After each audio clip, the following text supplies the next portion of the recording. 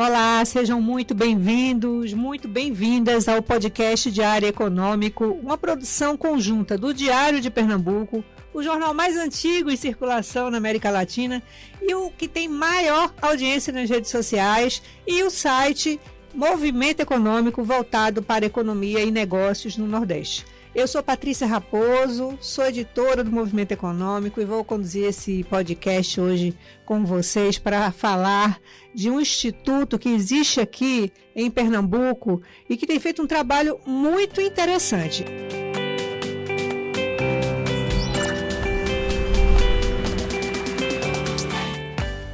Comigo aqui no estúdio o Guilherme Cardim, que é presidente do IAT, que é o Instituto Avançado de Tecnologia e Inovação, um instituto que nós vamos mergulhar nele hoje para entender o que é que ele vem fazendo. Guilherme, seja muito bem-vindo. Olá, Patrícia, muito obrigado pelo convite e pela oportunidade, de poder falar um pouco mais sobre o IAT para o seu público.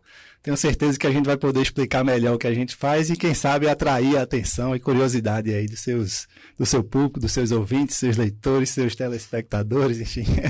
Muito bem, Guilherme. Muito bom ter você aqui. Eu fiquei muito curiosa com os trabalhos que o IAT vem desenvolvendo, São trabalhos focados aí prioritariamente no setor elétrico, embora tenha alguma coisa na área de óleo e gás. É um setor que está em grande expansão, principalmente aqui no Nordeste, muitas empresas surgindo aí na área de energia.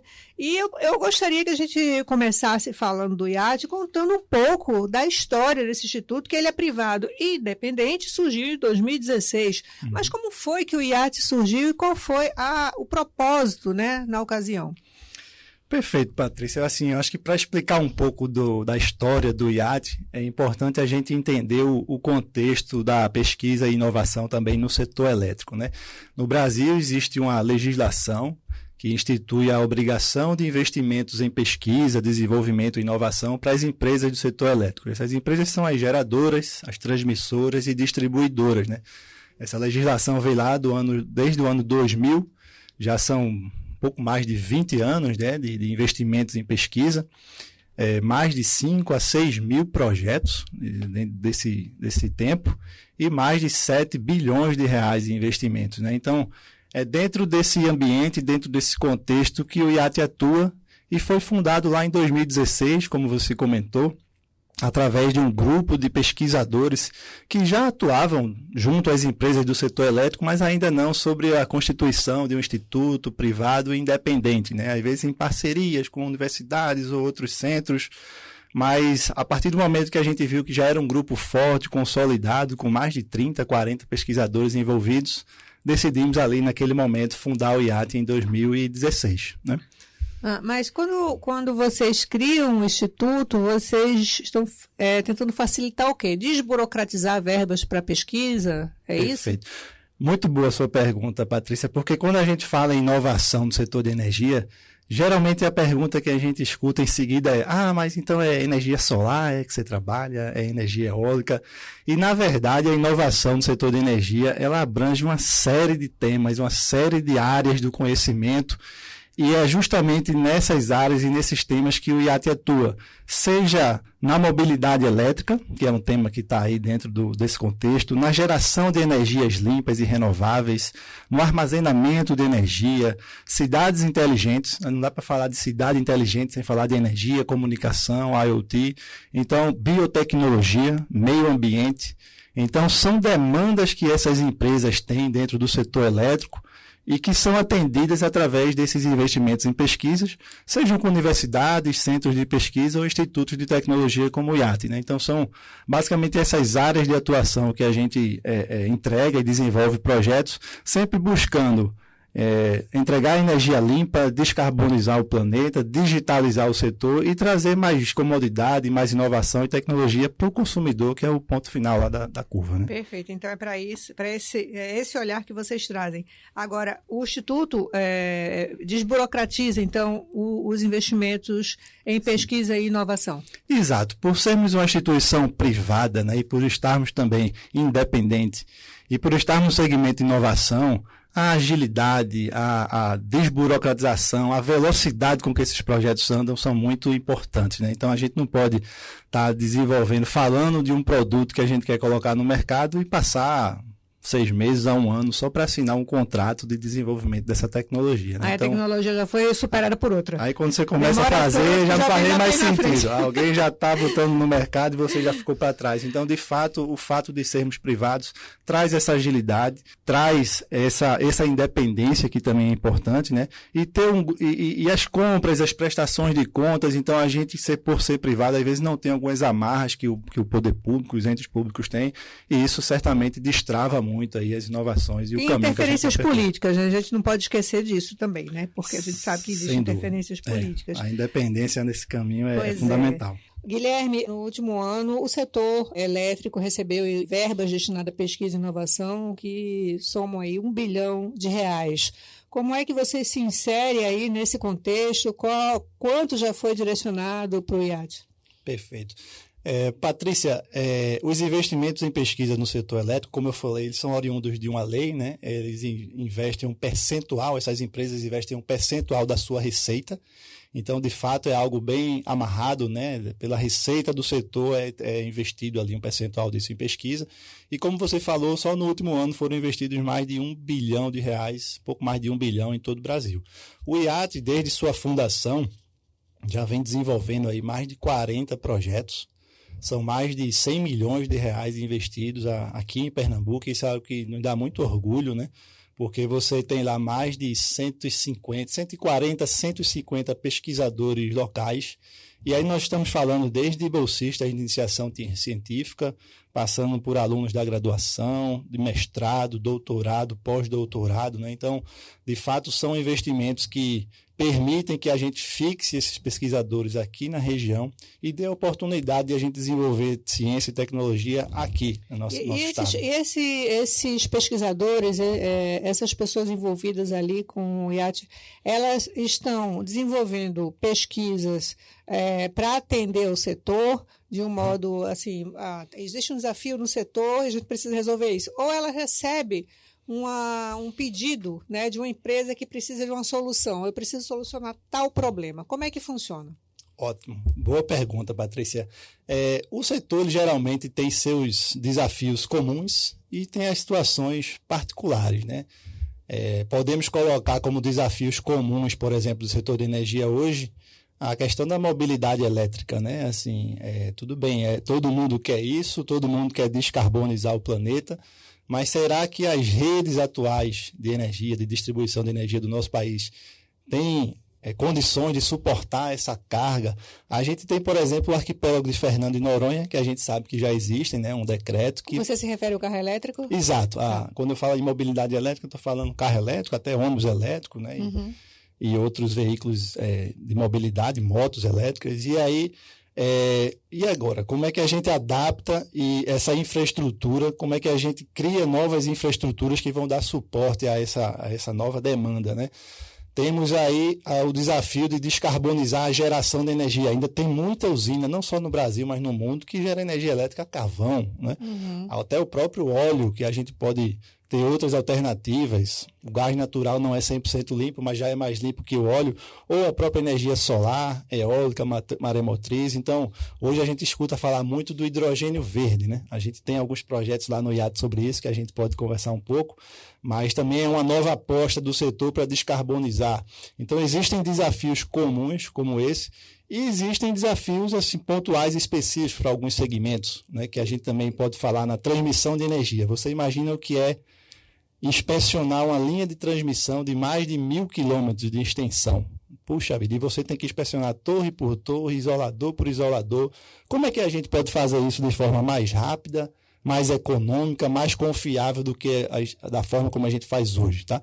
Então, as empresas trazem esses desafios para o IAT, ou o IAT vai lá nas empresas buscar esses desafios para propor soluções, e aí quando há esse match, né, entre interesse e a nossa proposta, aí sim iniciam-se os projetos, né? Aí sim a gente Mas me explica uma coisa, primeira pergunta, quem são as empresas hoje que vocês atendem? Hoje o IAT tem cerca de 30 empresas do setor de todo o país, como por exemplo Grupo Neoenergia, o Grupo CPFL, os principais grupos do Brasil, a AES Brasil, a ENGIE, Grupo EDF. Então, a gente trabalha hoje com os maiores grupos de energia e diversas usinas também, que às vezes não são desses grandes grupos internacionais, mas são de grupos locais. Essas empresas, então, levam os desafios para vocês. Exato. Muitas vezes elas fazem até chamadas públicas, ou mesmo no relacionamento, né? Já são mais de, pelo menos, mesmo antes do IAT, a gente já tinha essa atuação. Então, no meu caso, são mais de 15 anos atuando dentro desse setor. Então, às vezes, muito relacionamento e muito conhecimento de mercado, você também tem acesso a algumas dessas oportunidades. Mas, no fundo, a forma como isso funciona é assim. Via edital? Isso, edital. Então, algumas empresas a empresa, a verba que ela destinaria através dessa lei para pesquisa e desenvolvimento, ela pode direcionar para um projeto específico que seja interesse dela e financiar a pesquisa desse projeto. Exatamente, Perfeito. Patrícia. Ela tem, toda empresa, como eu falei, ela tem que tirar um percentual da sua receita e investir em P&D. É até importante a gente falar isso, que a Agência Nacional de Energia Elétrica, ela fiscaliza esses investimentos, fiscaliza essas empresas, vê se elas de fato estão cumprindo essas obrigações e fiscaliza principalmente os resultados. E é importante a gente dizer que as empresas que são fiscalizadas e não entregam aqueles produtos que disseram que iriam entregar ao final da pesquisa, a ANEEL pode não reconhecer aquele investimento como um investimento em pesquisa obrigatório. E aí ela tem que reinvestir aquele valor no ano seguinte, corrigido. Então, de fato, há uma série de mecanismos de regulação. Perfeito. Existem regras muito claras que devem ser seguidas por essas empresas. E caso elas não cumpram esses investimentos, elas são punidas, sofrem advertências, enfim, podendo chegar até a perder a concessão. E o que é que qual é a solução que vocês estão trabalhando para essa questão das linhas de transmissão que você acabou de falar, né? Preciso fazer aí, ver como é que estão as linhas, estão funcionando bem. Qual é a solução que vocês estão pensando para esse problema? É um ótimo exemplo, Patrícia, para a gente até exemplificar um pouco mais claro para o seu público que tipo de projeto a gente está falando. Como eu falei, as transmissoras elas têm uma obrigação legal, né, de manter suas linhas em funcionamento, né, transmitindo a energia, mas muitas vezes essas linhas são linhas, de fato, de milhares de quilômetros, né? Então, você inspecionar uma estrutura dessa e mantê-la em funcionamento não é fácil. Então, hoje, muitas vezes, o que é que essas empresas fazem? Alugam helicópteros, colocam profissionais nesses helicópteros e vão fotografando essas estruturas, filmando essas estruturas, para depois trazer tudo isso para dentro de casa e analisar, ver se tem algum problema, para depois se identificar, você vai lá, manda um carro, às vezes no meio de uma floresta, no meio de uma montanha. Custo altíssimo, né? Custo e tempo, né? Custo e tempo e a quantidade de profissionais e tudo isso custa. E lembrando, esse custo todo é quantificado e sai lá no final da nossa tarifa, não se engane. Nós pagamos. No final da conta, quem paga somos nós, o custo de toda essa estrutura. Então, o que é que a gente tem feito hoje? Os drones foram naturalmente considerados pelas transmissoras para fazer esse tipo de trabalho. Você coloca ali tecnologias no drone como reconhecimento digital de imagens, que você já pode reconhecer. A própria inteligência artificial diz que naquela foto tem um defeito. Mas aí o que é o grande gargalo de usar um drone para isso? O tempo da bateria. Um drone você vai ali conseguir voar com ele 15 a 20 minutos no máximo. Só que para você inspecionar uma linha de 1.000 quilômetros, você já faz uma conta que isso é inviável, né? Então, uma das tecnologias que estamos desenvolvendo lá no IAT, junto a uma transmissora, é um acoplador a esse drone que consiga carregar a bateria do drone em pleno voo, sem encostar na linha, sem necessitar de nenhum outro tipo de dispositivo. Só esse nosso dispositivo acoplado a esse drone consegue carregar durante o voo e aí você pode fazer uma quantidade, uma distância e uma duração. Sem tocar na linha. Sem tocar na linha, carregando como se fosse um carregamento Wi-Fi. Uau! Só que aí você está ali carregando aquela bateria do drone e permitindo que você faça esse trabalho muito mais rápido, com um custo muito menor, com tratamento digital de imagens, né? Então, acho que isso certamente deve ser muito mais barato que alugar um helicóptero, voar não sei quantos 1.000 quilômetros, ter um profissional tirando fotos, filmando. Então, esse é um tipo de trabalho, por exemplo, é um tipo de demanda que o setor elétrico nos traz. E como eu falei, às vezes foge muito só da energia solar ou da energia eólica, né? Quando a gente fala em inovação. Temos demandas, assim, curiosíssimas, Patrícia. Eu posso trazer mais algumas se você você tem coisas, assim, bem curiosas.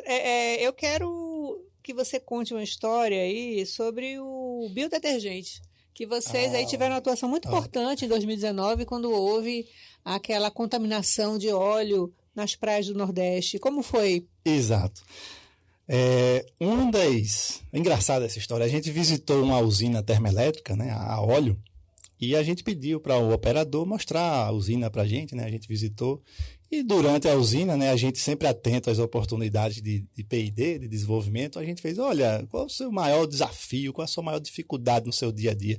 E ele fez, puxa, limpar essas peças, os motores, depois que esse óleo que a gente usa seca, é uma dificuldade. A gente usa todo tipo de produto químico, não limpa, usa óleo diesel no final das contas para amolecer aquilo e conseguir limpar. E lógico que isso dá muito trabalho, isso é muito agressivo, é um produto tóxico, né?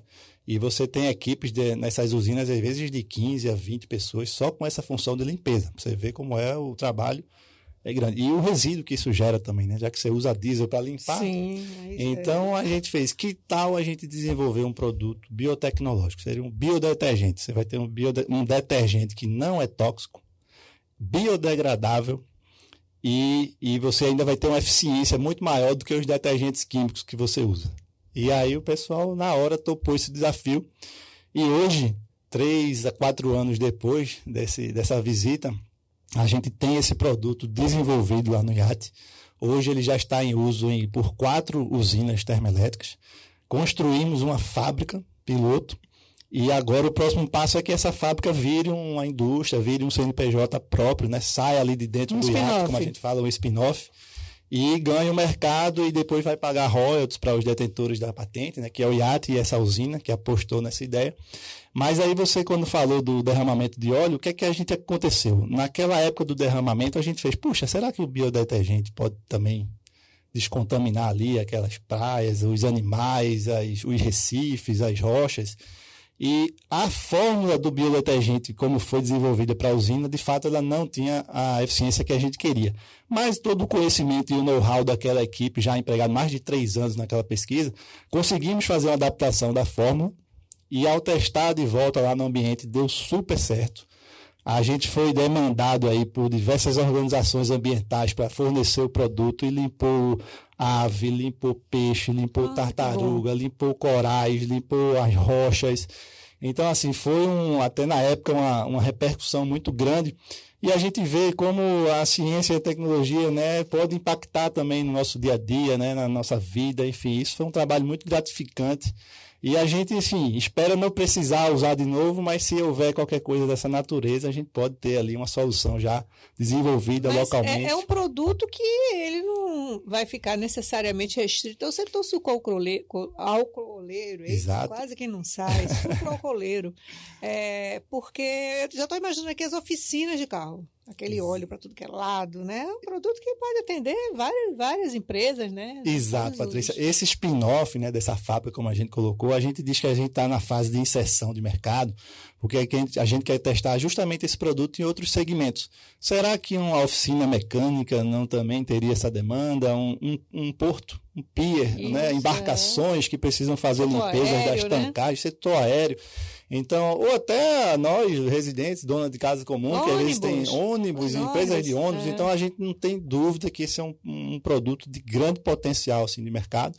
A gente está fazendo esses estudos, já inclusive recebemos investidores interessados em fazer realmente uma fábrica de uma maior dimensão e espero que de fato a gente tenha esse sucesso e mostre o êxito, né, que a gente saiu lá da pesquisa, do desenvolvimento e de fato está chegando na inovação, né? De fato está transformando esse conhecimento em um produto que vai melhorar a vida ali das pessoas, das empresas. Novo negócio. Onde é que fica a fábrica? Olha, hoje ela está ainda instalada nas instalações do IAT, que fica ali no bairro do Prado, no Bongi. Então tem um galpão lá que tem essa fábrica. Eu acho que ela tem hoje capacidade de produção mais ou menos 200 mil litros por mês. Já é uma fábrica que tem uma demanda boa. Mas a gente sabe que o potencial do produto é muito maior. Então a gente tem essas conversas com os investidores e espera que ela... O IAT ele funciona meio que como uma incubadora.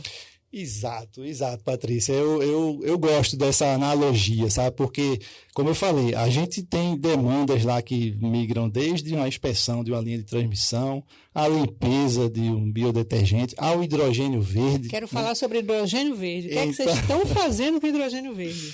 Olha, o hidrogênio verde, de fato, tem sido a grande aposta, assim, não só do Brasil, mas do mundo, né, para a descarbonização de diversos setores da economia. E acho que esse é um dos motivos dele ser essa aposta, porque ele não vai só influenciar num setor A ou B.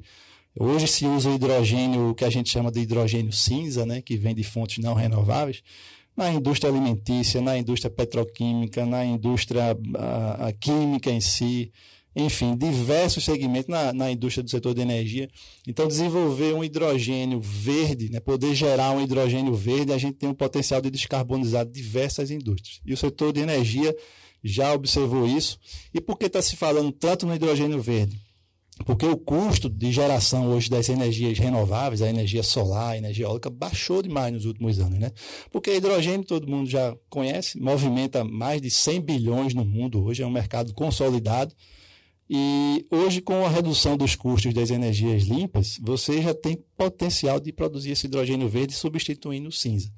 Então, hoje o IAT, eu não conheço um outro instituto no Brasil, eu acho que isso também é até um orgulho para a gente que é pernambucano, que tenha no setor elétrico, são hoje 4 projetos sobre hidrogênio verde. Um deles, inclusive, aqui no ambiente ali do Porto de Suape, junto a uma termoelétrica que está instalada lá. Temos um projeto lá no Porto do Pecém, Ceará também, e mais outros 2 projetos no estado do Rio e um no estado de São Paulo. Esses projetos estão em que estágio? Aqui, Suape, em Pecém, por exemplo? Patrícia, o objetivo desses projetos basicamente é a gente instalar eletrolisadores nesses locais e a geração renovável, como a solar eólica, gerar esse hidrogênio e fazer uso dele, né? Em alguns casos a gente vai substituir um hidrogênio cinza, por exemplo, que é usado na refrigeração das máquinas. No outro a gente vai substituir um diesel que é usado numa caldeira pelo hidrogênio. Então a gente tem diversas aplicações e esses projetos acabaram de começar. Assim, o mais antigo deles tem uns 8 a 9 meses. Então a gente ainda está na fase de instalação dessas plantas de eletrólise.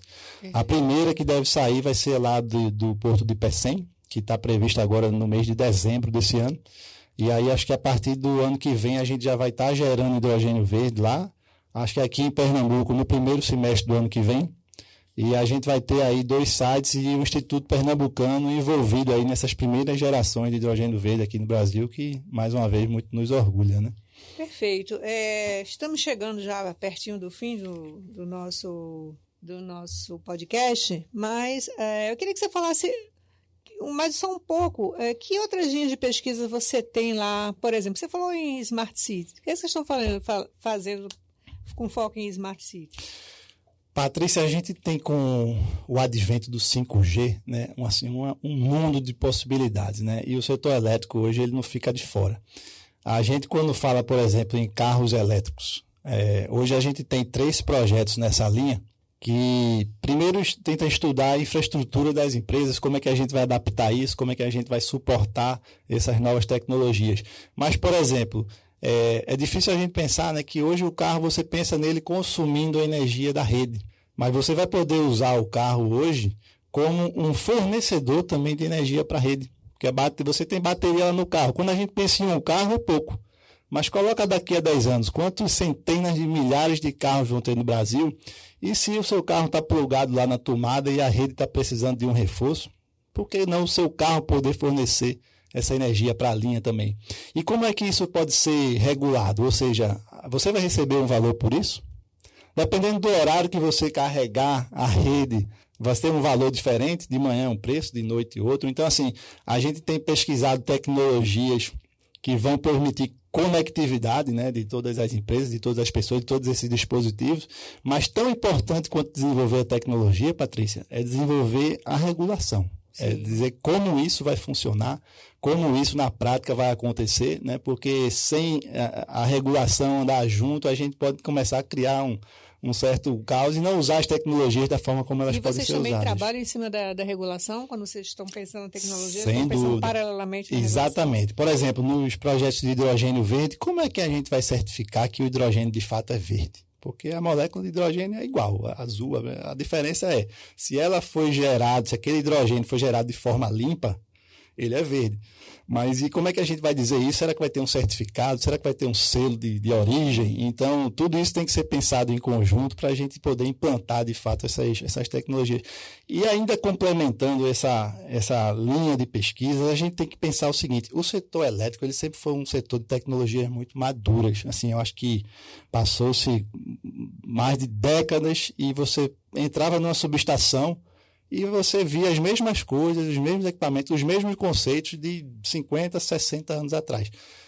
10 a 15 anos para cá, isso tem mudado muito, né? Porque as tecnologias têm avançado e, principalmente, Patrícia, o consumidor tem mudado, o cidadão, acho que o ser humano tem mudado com todas essas tecnologias, né? Então, as empresas de energia, por exemplo, as distribuidoras, elas estão assim, remodelando completamente o seu papel.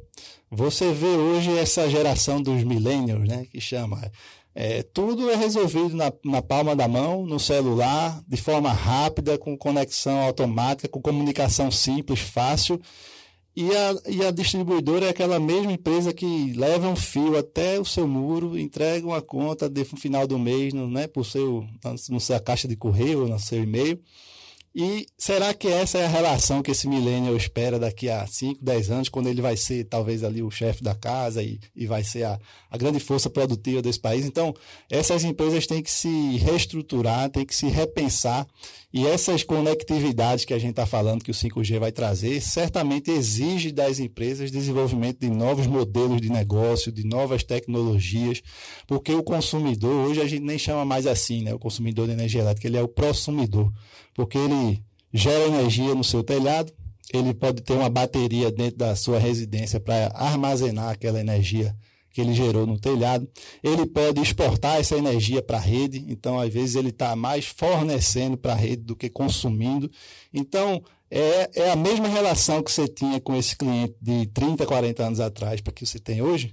Com certeza não, e daqui a 5 anos vai mudar muito mais. Então assim, esses investimentos em pesquisa e inovação buscam justamente isso, atender a essas necessidades e desafios do setor, mas também transformá-lo, né? Transformá-lo num setor que vai se adequar às expectativas e à realidade do cidadão hoje, né? Que é um cidadão conectado, automático, enfim, que resolve tudo na palma da mão. Então, é um pouco disso que a gente procura desenvolver e enfrentar esses desafios lá no IAT. Legal. A última perguntinha. Qualquer empresa pode procurar vocês em busca de uma solução ou tem que ser necessariamente ligada a óleo, petróleo, gás, energia?